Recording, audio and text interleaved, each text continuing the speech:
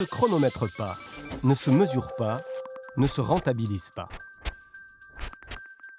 Avec le rythme de la vie professionnelle, on fait parfois, voire souvent appel à d'autres pour garder son enfant, prendre soin de ses parents âgés, accompagner son conjoint handicapé, mais aussi pour s'occuper de sa maison, de son jardin, de son ménage ou de son linge.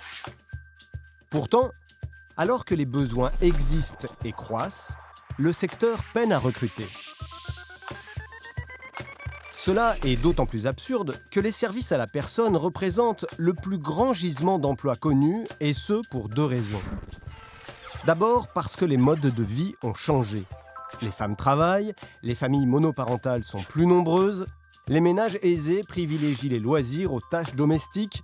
En un mot, pour concilier vie familiale et vie professionnelle, de plus en plus de particuliers ont recours à des services d'aide à la personne, du ménage au repassage, en passant bien sûr par la garde d'enfants.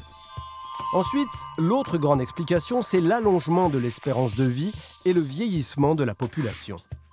Les aînés ne vieillissent plus dans le cercle familial. Et pour les accompagner à domicile, comme pour les accueillir dans un établissement adapté, nous avons besoin de salariés qualifiés, formés et respectés. 1 400 000 personnes travaillent aujourd'hui dans le secteur des services à la personne, dont 97% de femmes.